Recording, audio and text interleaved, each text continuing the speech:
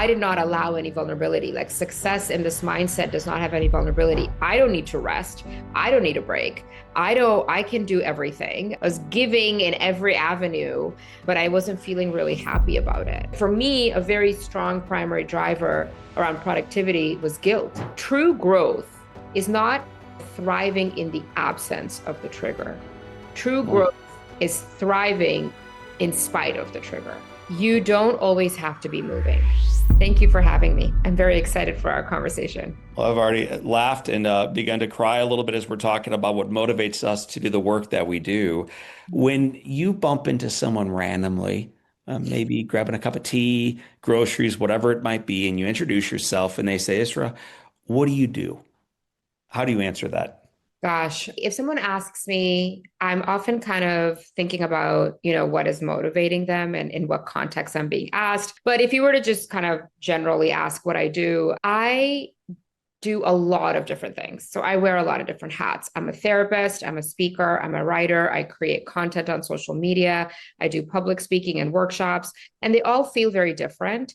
But the core theme that connects all of the things that I do, and this is kind of like my personal mission in life as well, is to equip people with mental health education, knowledge, awareness, concepts, frameworks, so that they can make changes in their day-to-day life as a preventative measure to having like a mental health crisis. Now, when I say mental health crisis, I don't just mean a mental illness. I mean burnout. I mean relationship breakdown. I mean, struggling with really low self-esteem. I've been a therapist for 10 years, and the number of times I've sat back with a client and just reflected to myself and thought, if only they knew certain things before, right? And I think the way our system is set up, it gatekeeps a lot of this information. So I really strive in everything that I do that people get access to this information and are able to make changes in their day-to-day life. Why would we gatekeep information that's life-giving? I think that, historically, a lot of these concepts fell under psychology broadly. And that was always gate kept behind the paywall of insurance, right? And so if we have this information democratized, then people are not going to go through the methods of insurance systems and paying for the service and all of that, right? So there's that aspect. The second more powerful aspect is the stigma around mental health. It's only in the last 10 years that even in North America, we are openly talking about mental health, right? And talking about emotional regulation, talking about relational breakdown. Everything was behind closed doors. So the emotional foundation of those things was also behind closed doors. And this move to destigmatize mental health involves breaking down those barriers. So I've been thinking about your past, this journey that has led you to where you are today and the work that you're doing, and how in so many regards radically different it is than my journey. On Sunday night, my wife and I brought dinner out to my mom. She's in this house that she's been in for the last 52 years. Wow. She was with the same guy for 64 years. It's just like, boom, they put their roots down and they just stayed. And then you and this wild journey that you've learned so much along the way. You're a global citizen. So would you go back in time a little bit from the practice you're doing today and the speeches that you're delivering today and the work you're doing today and give us a snapshot of your childhood? So I'm ethnically Pakistani. My parents are Pakistani as well. I was born there, but I grew up in the Middle East because my parents had moved there in the 70s. So I was born in Pakistan because my mom wanted to be with her mom when she was in the postpartum stage. I grew up in Saudi Arabia up until I was 13 and lived in this like expat bubble where it's a very like being an expat is a very interesting identity formation experience when you're younger because there is no from primary dominant group because everyone is from everywhere else in the world. And they're in this, third place. And that's why I call myself a third culture kid because you're straddling multiple cultures. And I grew in parallel to Middle Eastern culture, but also very westernized as well because my dad worked at the American Embassy. So it was like, just kind of borrowing from all different types of cultures. I went to like a British Bengali school. So there's like that element. I had South African teachers. So like there was this kind of like big mosaic of cultural experiences. And then I moved to Canada, Toronto, when I was 13. And that's really where I realized that there's a dominant group, and then you don't belong to that dominant group, right? Because that was like the biggest cultural shift for me, even though I had seen the movies and I had watched Full House and like all of those things. So it took me like 3 months to really kickstart into Canadian culture. So I, went to school there, did my undergrad there, and then I moved to New York, where I live now.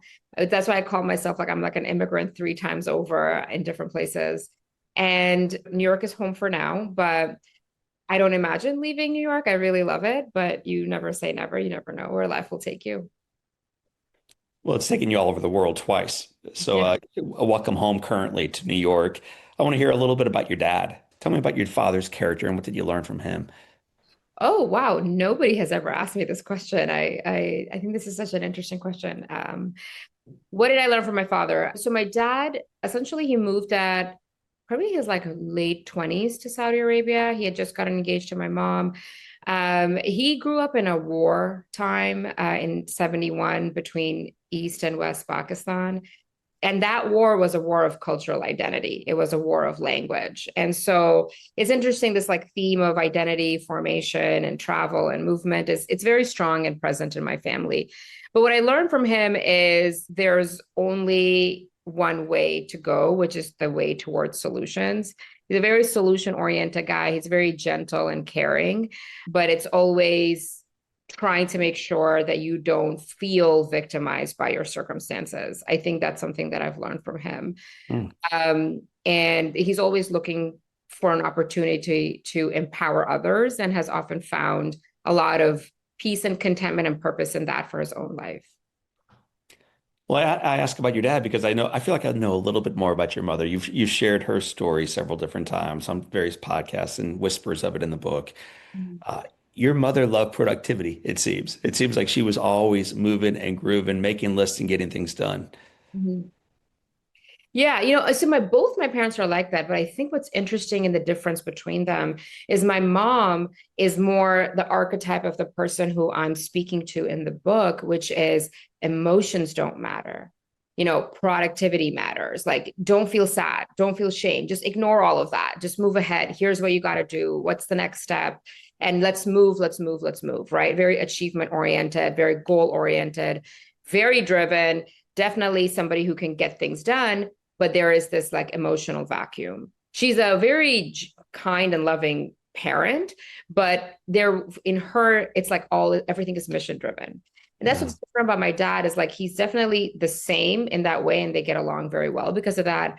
But he will make space for emotions. Like he will make space for difficulty and challenge. And he will say, it's okay that you're sad, or it's okay that you feel embarrassed. Whereas my mom is like, nah, let's move on.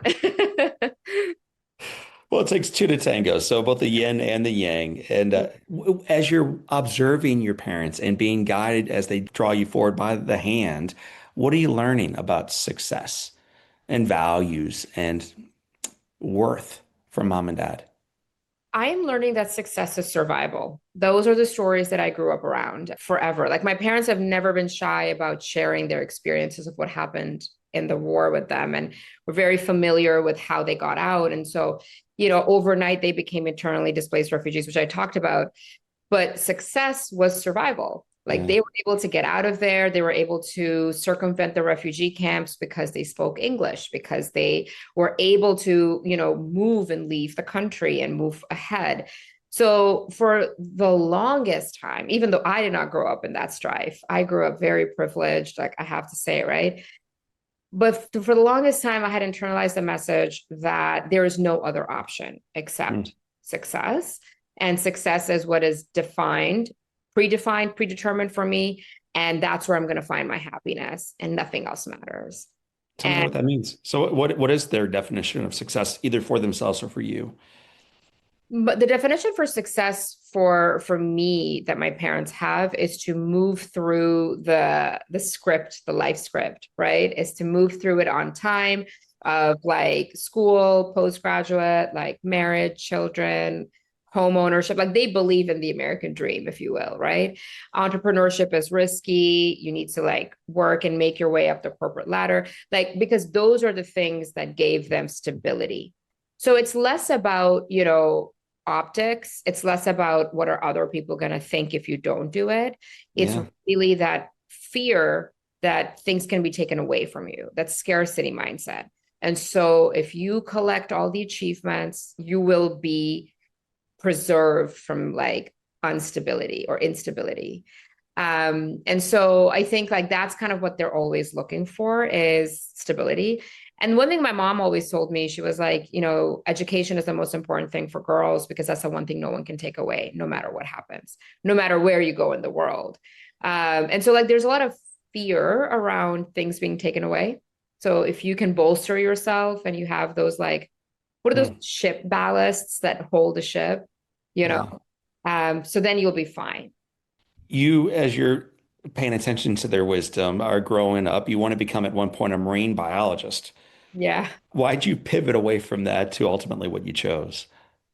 It's so interesting, like the way chance works. I was studying environmental studies, and by the time I hit second year, there was like a breadth requirement where you had to take certain electives. And one of the electives you had to take was environmental psychology, Hmm. which was, how do we encourage people to change behaviors? Like the whole course was around encouraging people to recycle. But in order to learn human behavior, we started learning a little about like behavior theory, right? And then like, so as I took that, the professor was this like incredibly enthusiastic man. I think in like a different life, he would be like an incredible cult leader. Like he was just so excited, and he had recruited a bunch of students to join this organization called the Unstoppable Snowball, which I was a part of as well. And so like there was all this like energy around like changing behavior and feeling really empowered by it. So he recommended I take more psychology courses because he's like, if we need conservation to happen, we need to get into people's minds. And so I started taking other psychology courses and I became so interested in it, like cognitive psych, neuropsych, abnormal psych, that by the time I graduated, I had collected enough credits to have a double major in psychology and environmental science. But by then, I became really interested in human behavior, Yeah. and changing behavior. And, how do we actually like equip people to live good, healthy lives? So like that mission of like environmental conservation expanded to like just helping people feel more fulfilled in their lives. So that's why I pursued a master's in counseling. And I mean, I'm still extremely passionate about environmental conservation. Going through all the training because it's years long, and then the certificates afterwards, and it's just it's obviously work. As you're looking ahead toward the ultimate impact you can make, what's the goal? I mean, this is going to sound so cliche, but I do think Right. that, especially in today's world, I think this is so relevant, is making sure that people are able to hold on to optimism and hope when things are challenging, because things will inevitably be challenging, right? What ends up happening is if we don't know how to understand our emotions, if we cannot recognize difficult emotions, we very quickly lose hope in the face of difficult emotions. Oh, I'll never feel happy again. I'm Right. always anxious, right? This like very concrete, hopeless perspective, which I'm sure you can speak to a lot about, right? Is like the power of shifting the perspective from feeling disempowered to feeling empowered in the same circumstance. So like that really is the core of why I think people should know these things is there is always something that you can shift that, but you need to Right. first believe that it's possible. And I've always found a lot of personal hope in the work of like existential psychologists and writers, specifically like Viktor Frankl, who wrote Man's Search for Meaning. And he talks a lot about this, right? It's like, how do you find hope in the most extremely hopeless circumstance, like the Holocaust concentration camp? Like, why were some people able to survive it and others were not? And that is like an existential question, but it's a psychological question as well. Right. And so that's my ultimate mission. You're not working in this path at scale, like Yeah. impacting tens of thousands of lives around the country and around the world. But that work began one to one, like one patient, one client at a time. I spent 3 years as a hospital chaplain. and would walk into these rooms. And the job for chaplains, not to like evangelize, it's just to love. It's to be there with people in the mess and love them through it. And Mhm. I loved it. But occasionally in these visits, I would feel like, gosh, first of all, I can't believe they're sharing this stuff with me, this private stuff about their life. And secondly, and I don't know what to do with it. Mm. So as a young person, as you are now working with individuals, were you in awe of the honor of walking with people through struggle, through life? And secondly, were there visits where you're like, man, I don't know if I'm equipped to fully guide this person through what they're dealing with? I think like in my first couple of years of being a one-on-one therapist, I did not have the emotional capacity to be in awe because I felt so strongly to help them. So I couldn't like I didn't have that distance, and I think that's something I grew into with supervision from like my mentors and other therapists, and now where I am 10 years later. But in the beginning, I think on the first 2 years I was just like, I gotta help, I gotta find a way, there has to be a solution, because I was a therapist but in like a community setting. So community setting therapists are way more action oriented, right? Like if someone is coming to you with a problem, like you're not just saying, hey, let's just process your feelings. It's okay, like I'm going to help you find a social agency that can help you with this addiction, or I'm going to go to the psychiatrist appointment with you so that you have advocacy in session. So I was like a community support therapist.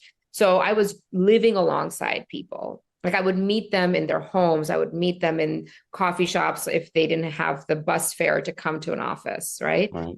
So it was really hard for me to separate like my action from the impact it was having on their lives. And it was, truthfully, it was a very overwhelming job for someone who had just graduated, but I'm grateful for it because it gave me like a learning that I just didn't have access to this world before, and so I learned so much and I grew a lot. You did that for almost a decade. When did you begin shifting to imagining what it could look like with tech startups and scaling this impact using technology? Probably like year 5 of after graduating and working and all that stuff is when I started to see, because I was working in community, I started to see like the structural issues that repeated themselves over and over in people's different situations. Like families would come from completely different things, and you whittle it down and it's like, oh, it's the same structural barriers, the same structural issue. And I didn't really want to go the policy route, even though like I love talking and I love writing, and those are important skills. It's very bureaucratic. It's very red tape. You have to jump through years and years of hoops to make an impact. Right. Right. And that's what I felt when I was briefly working in a nonprofit. Like just to make the smallest impact, it had to go through 17 layers of bureaucracy in 2 years. Right.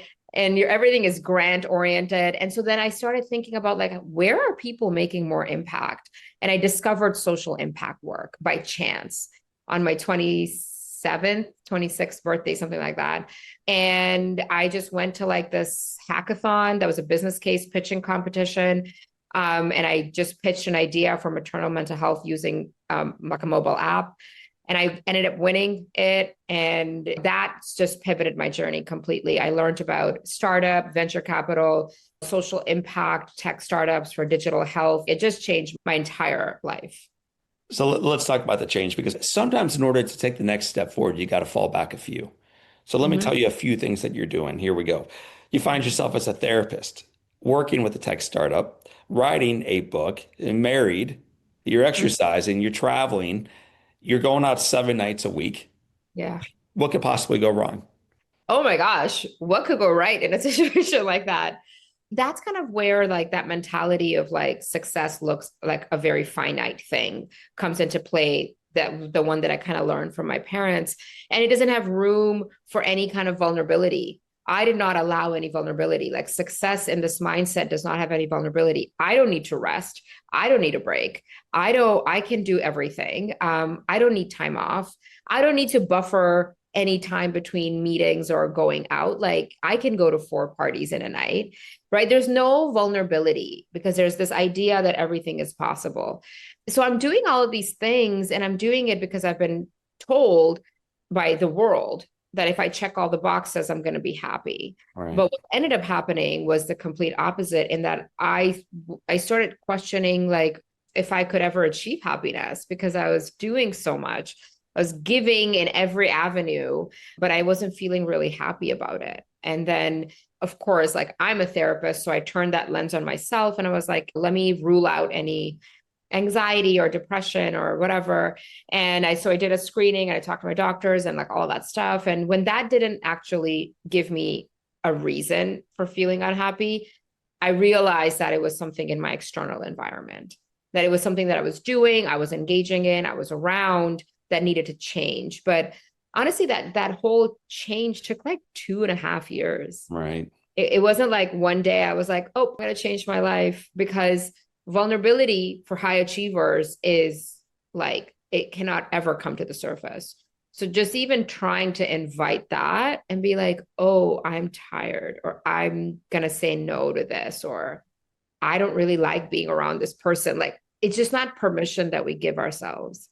And so it's very dehumanizing in one way.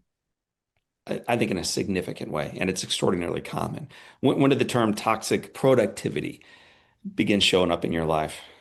Probably in 2021, the pandemic, everybody was, doing their own version of coping in the pandemic. And I definitely did lean into like productivity as coping.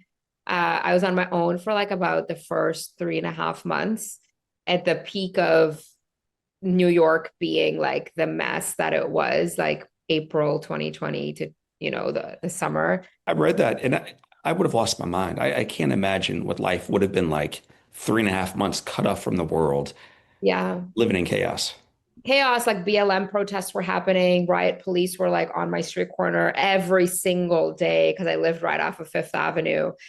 Morgue trucks were driving by. It was just, if you think about it, I was like, wow, this is so wild. And I was like literally just like a 31-year-old baby trying to figure it out. So I turned to productivity as coping. And while there's a lot of positive things that came out with that, there was also like this realization that this is not working anymore. Like something needs to change. And I think the disconnection from the world gave me some privacy to go into my vulnerability, to allow myself to even reflect and think about, oh, wait, these are the things that need to change. So this phrase of toxic productivity came out of some of those journals from that time that I made into a newsletter and sent out to the world, which eventually caught the eye of my publisher. What is toxic productivity? Toxic productivity is the pressure that we have internalized to constantly be doing something, even when it's harming our well-being. And it's not about being ambitious. It's about believing that your self-worth, the value you bring to the world, is tied directly to the achievements that you bring forward. And that creates the perfect environment to becoming unwell. I was going to ask you about that. So tell me why that is. Well, I mean, there's like a couple of reasons. One is the culture that we live in, like broader, North American capitalism, is that, you are only as valuable as you output, right? Like as you produce, whether it's in the workplace, whether it's in your personal relationships. That's the predominant culture that we're in right now, 80s onwards. It wasn't always like this. And then the 90s, early 2000s, like hustle and grind, sleep when you're dead, that culture really raised a whole generation of people who believe that we live in a meritocracy, that your merits give you success, but we all know that that's not true, right? It's false. And so that's one reason. Another is the way you were raised. There are some cultures that value achievement more than other cultures. It depends on your family background. Like for me, right? Achievement, productivity is a big part of my family's narrative. So therefore, it's a big part of my personal narrative. So that's kind of why it happens. And recently, in the last 12 years, it has amplified even more because of the work-life balance kind of blurring because of technology. We can check work email anywhere immediately. Who's a better worker exists, right? If you don't check your work over vacation and the other person is, and you both have the same phones, one person is slacking and the other isn't. So it's kind of changed the rules. And social media has amplified comparison. And we have fallen deeper into the hole of wanting to feel better about ourselves by doing the things that other people are doing. Ezra, how do you know when it's healthy ambition versus destructive daily decisions? Yeah. Like how do I know if I'm just climbing up, man. I'm just pulling up. I'm raising 4 kids, staying married, trying to take care of my parents, doing the Yeah. thing versus no, this is destructive to the very things you claim as being important to you. Two things. One is if it's coming at the cost of your well-being, right? You mentioned you have children. Now, if your kids are, let's say, involved in a lot of after-school activities, but that's impacting their sleep quality, like, is that really beneficial to them? Like them doing 4 different after-school activities, is that worth the lack of sleep that is so integral to our growing children and human beings in general, but specifically for growing kids, right? So that kind of question is like, is this push towards the achievement marker, like the thing that you've set as the goal, is it harming your well-being or enhancing it, right? Over a long span of time. We all have seasons where we're hustling, where yes, you have to work through a lunch to meet a deadline. But if that's the rule to your life and not the exception, and you're constantly deprioritizing your well-being in face of ambition, then that's crossed the threshold of being healthy into unhealthy. The second is intention, right? Where did this ambition come from? What is the productivity marker that you believe in? Like, what is it and why is it important to you? Right? I have worked with so many super high achieving individuals who at like 32 to 35 cannot answer the question as to why they even pursued law. Why did they become a doctor? And yet they're on the treadmill doing the things like you just described, right? So I think like understanding the intention is also really important. A lot of times we pursue things because we want to look good for other people. Is that really ambition? Right? A lot of times we want to have a salary because we want to have the house because somebody else also has it in the group of friends. Some other family is vacationing in Hawaii every year. So like now you want to keep up with that. Like, is that ambition? Like, where is that coming from? So I think intention is the second thing that's really important to know. Mm. All right, we'll dive into it now with some of your own words coming back at you. So productivity, this is you writing, doesn't just refer to work though. All domains of life have been wrapped with this productivity-oriented mindset. Yes, 100%. This is like the hill I put my flag on. And the reason I say this is because up until like 2019, the term burnout was predominantly used for workplace burnout. The foundational literature of research on burnout comes from workplace burnout, right? So we all believe that you can only be burnt out at work. And if you're feeling any other emotion outside in your life, that's because of you. That's because of your relationship, right? There's a personal deficiency there. The reason I think it's so important to think about productivity as cross-domain is because burnout is cross-domain. The most recent research around 2020 onwards is showing that we can be burnt out as parents. We can be burnt out in our romantic relationships. We can be burnt out as caregivers to like elders or, younger individuals in your life or whoever. And that's significant to know because how you deal with it then changes, right? When we are bringing this like achievement oriented mindset to our romantic relationship, then we are putting this toxic productivity framework on romance. And we're treating romance as a checklist that we have to move through as milestones. And if I don't have this at 25 and my friends do, then I'm not good enough. If they don't propose to me by 30 and the other friends are all married, then I'm not good enough. Right. So we start creating this like hierarchy of who belongs and who is good enough in every area of our life. But if we don't recognize that as like a framework, then we'll think that there's either something wrong with us or the other person. Mm. Productivity, you write, isn't about managing time. It's actually more about your emotions. That was Yeah. surprising to me. Tell me what that means. that is one of like the core reasons I wrote the book, because when I was struggling with all my things and I was doing everything and I wasn't feeling really happy, I obviously you go to bookstores and you look at what's out there to help you, right? And what I noticed is every like anything that was like productivity related was all habit related. Everything was like change this habit, build this framework, right? But I knew that I could do all of those things and I still wasn't going to feel happy, because I also worked with people who did all of the things and they were not feeling happy. And in therapy, all you're doing is unpacking difficult emotions. So I know that our emotions have a very significant impact on our choices, right? And unless we resolve the emotions that are unresolved, our choices will always reflect an unresolved emotion. Mm, that's So good. So to unpack that, what do we do then?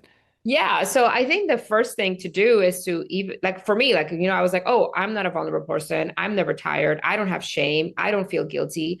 But I was operating from all of those frameworks. And so, in order to unpack this, we have to recognize the unresolved emotions that are driving the car that we are in. If you are always operating from a place of fear of missing out, then the underlying emotion in there is like scarcity oriented. You're never making a decision from a place of empowerment if you're always afraid that someone else is going to get the thing. You're never making a decision from a place of empowerment if you're always afraid that someone's going to reject you if you make a mistake. That's perfectionism, right?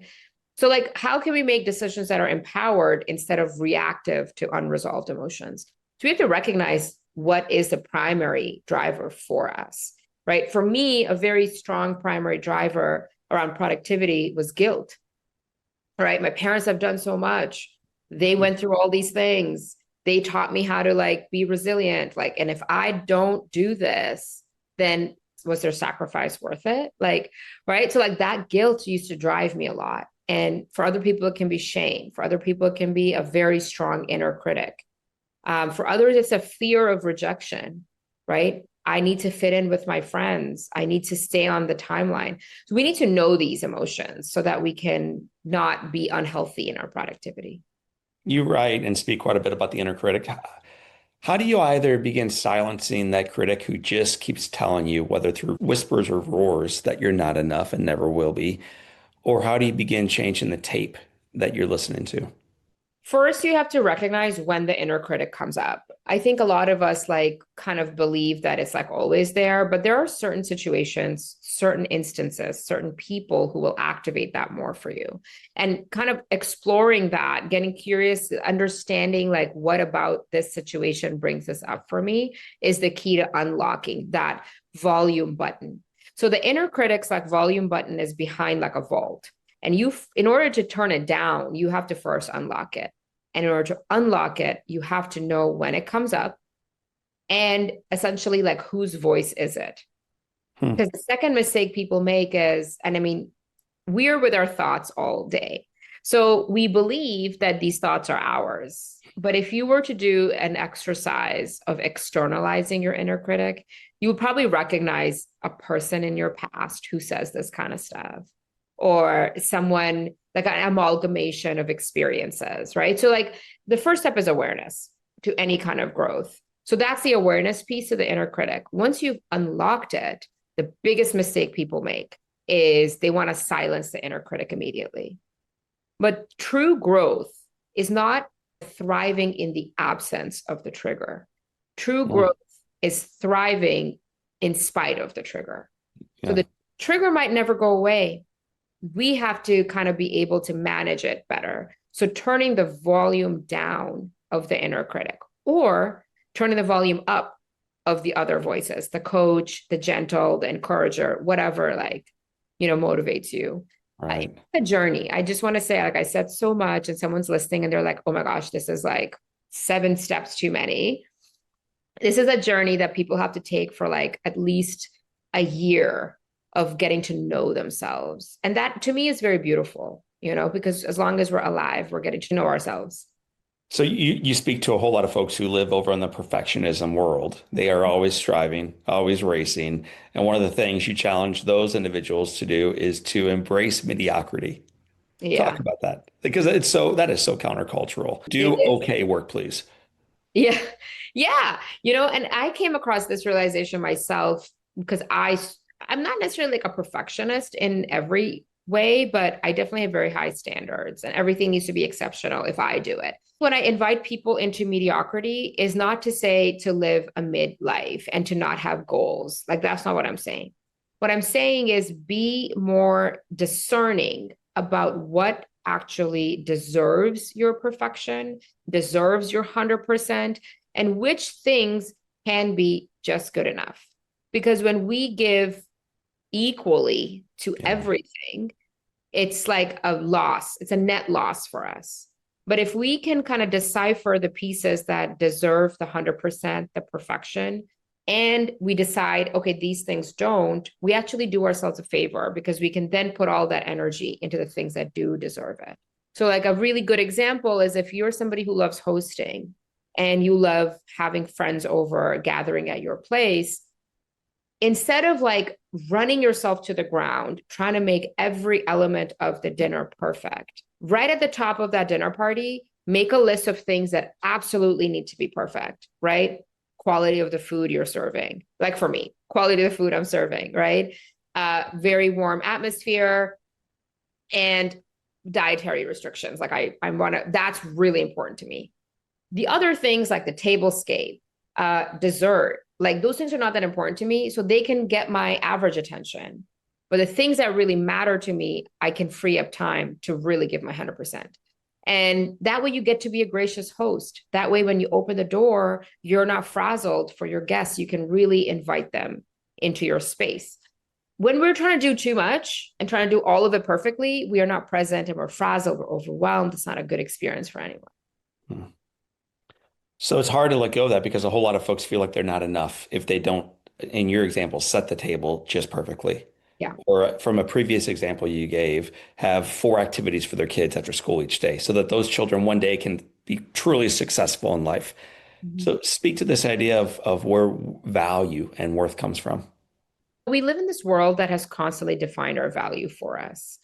Irrespective of who you are, people are always telling you 30 under 30, like top 20 under 20, be married by 30, blah, blah, blah, blah, blah, right?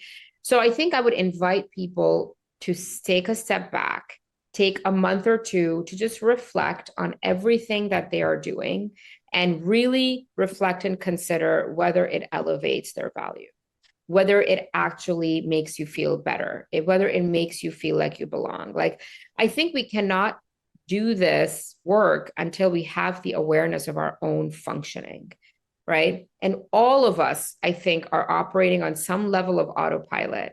We're just reactive to our lives. We do the things other people demand of us. And then we kind of come to like the golden years, if you will, and question our purpose. And you see the media depictions of the midlife crisis, right? It's all because we're all trying to come back to ourselves because that has been taken away from us. So if you feel like this idea of being mediocre in some areas of your life gives you like a visceral reaction, then I invite you to take the next 2 months to just reflect on everything that you're doing, everything you've committed to, and then make a list and understand if it actually brings you value, it brings you joy, if it actually connects with your core mission in life. A lot of us don't really understand why we're living. Because, like you just said, I've got the wife, the kid, the house, like blah, blah, blah. And I'm just going through it. I'm doing the thing. But, like, what is a value driver behind all of those things for you? Connection, community, right? Like, maybe that's what binds all of those things together. But if you don't know that, you're just going to live a disparate life forever, right? So, the invitation is not always to disregard the things you're doing. The invitation is to be intentional and know why you're doing it. So to me, what you're talking about there is so core to any version of a truly successful life. Like how can you ultimately achieve success if it's not been defined by you? Like how is there any hope of getting there? Mhm. So in this world that is so busy, and when we're not busy, we're busy pretending like we're busy with technology in our hands. Yeah. What is your encouragement to help our listeners and my friends slow down so they can recognize who they really are, what really matters, and where they really, really want to go next? I'll say two things. First is so rogue that people always are like, how is this your answer to this question? But if you're really trying to understand, like what you're saying, I think a lot of the answers are found in stillness or creativity.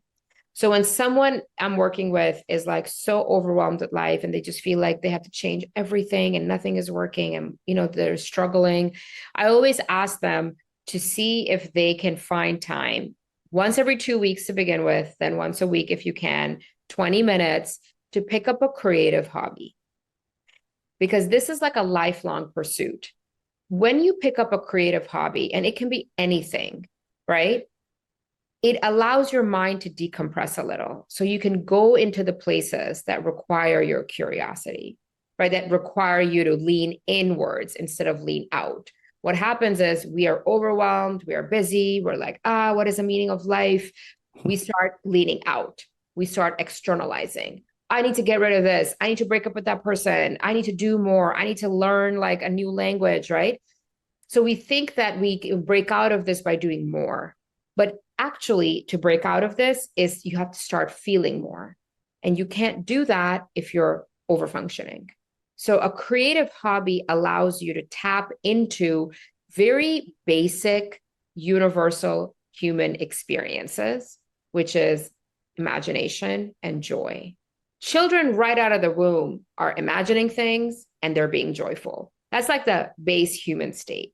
We have gone so far away from that as a people. And so I like to kind of tell people this is like, let's come back 15 minutes of a creative hobby once a week, 30 minutes once every 2 weeks. See how you can fold that into your day-to-day life. I think that that has so much power. It's so underrated. Like if you think about like American society prior to the 60s, sure, there was a lot going on at that time about politics that we are not going to get into that has nothing to do with this part of the conversation. But there was a broader sense of connection and community. People were involved in their church or after school, like community hubs. There was a sense of togetherness and there was people had hobbies, right? You probably ask anybody who was alive in the 60s as an adult, they had some kind of hobby, right? People would sit by the radio and listen to records that had just come out and all that stuff, right? And I'm not idealizing the past.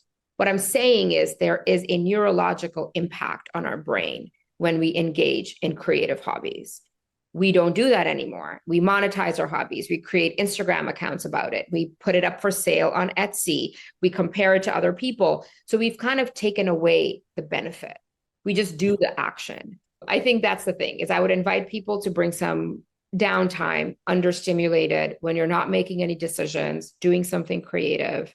It can be as simple as a puzzle. Like it doesn't have to be anything complicated.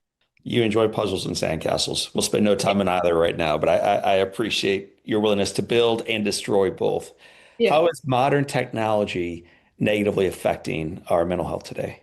It's kind of like impacting our neural network in that certain neural net pathways are being overutilized, short processing loop, right? Like the average attention span in the US right now is 47 seconds. And so short neural pathways are like overworked, so we're getting super frazzled. But long form deep thinking, contextual thinking, deductive reasoning, because people don't engage with it as much anymore, that's being pruned away. People don't read long form articles anymore. They want to get a snapshot on TikTok. Somebody breaks down the article for them in 10 seconds, right? We just read headlines. People don't read articles because of paywalls and all those things. And so that is a huge negative impact on our brain because we cannot do deep thinking as much anymore. We can't do context thinking. It has made people very, what about me? I create content every single day on Instagram, and inevitably every single day, someone's like, this doesn't apply to me. What about me? What about my experience? What about that? And I'm like, one post cannot encapsulate that. You have to do the 1+1 = 2 thinking for yourself. So it's creating a lack of empathy between people, not to be very existential, but because we cannot do this type of long, deep thinking anymore, we cannot be empathetic towards the other. That's why we're so divisive. Everything is short. Everything is black and white. Everything is on two different sides. And so you can see this like fabric of society is like kind of fraying. We need to kind of bring it back together. So we're about near the end of our conversation. What's one thing, as our listeners are getting ready to move into their days and lives after this podcast, they can either do or not do so they can be a little bit maybe less productive, but also more joyful? Yes. I love the concept of permission slips. So you can build up daily practice either in the morning or in the evening to give yourself a permission slip for something that you are struggling with. So a permission slip that I give myself in the morning is I allow myself literally, I say this to myself, I'm not going to check my work email until after breakfast. Like I give myself permission because it primes me to not do that because that's not good for your mental health. So you can give yourself a permission slip of some kind that allows you a little bit of a break. And the second thing I'll say is we talked about, but I'll summarize it. I call it the 80-20 rule is tell yourself that 80% of the time, I'm going to do the thing at my best. Like 80% of the time, I'm going to go to the gym. 80% of the time, I'm going to eat healthy. 80% of the time, I'll have good sleep. 20% leave to be average, to be mid, to be messy or inconsistent, because that gives you flexibility. Great advice. Where can we learn more about the work you're doing? Everything you want to learn about, I'm saying, is on my website. It's israanasir.com. If you're interested in like daily things that I'm sharing on Instagram, I'm pretty active there and I share a lot of resources. So that's at well.guide on Instagram. Israa, we wrap every one of our conversations with our almost 800 friends with 7 questions. They're called the Live Inspired 7. So grab your tea, take a swig. Let's roll. Is it a rapid fire? It is rapid fire. Hey, let's go. What's been the most impactful book you've ever read? Man's Search for Meaning. Viktor Frankl. Yeah. What's one positive characteristic or one trait that you possessed when you were a little girl, but you wish you exhibited a little bit more so today? Whimsy. It was very whimsical. That's a great answer. If your home caught fire and all living things and people are out, but you have an opportunity of running back in and grabbing one item, what one physical thing would you grab? I think like the heirloom jewelry pieces my parents gave me because they're familial and generational. If you could sit on a bench and have a long conversation with anyone living or deceased, who would you like to be next to? Oh my gosh. I'm really into Stanley Tucci's food world right nowadays. So it would be that. Yeah. What's the best advice you've ever received? The best advice I ever received was from my dad, who consistently just says that don't worry about what other people think. What advice do you wish you could go back and whisper your way at age 20? You don't always have to be moving. Yeah. My journal, I had once written that in stillness is death. Just so dramatic, but wow. Yeah. So I would say to her, like, just, you don't always have to be moving. Israa, it has been said that all great people can have their lives summed up in one sentence. How would you like yours to read? I would like my one sentence to be that Israa is a person who cares about things beyond herself. Israa Nasir, thank you for being a person who cared deeply about things even greater than yourself. Thank you for sharing that journey with us today. It's been a joy to have you on our show. Thank you so much. This was such a lovely conversation. My friends, that is Israa Nasir. My name is John O'Leary, and today is our day. What a gift. Live inspired.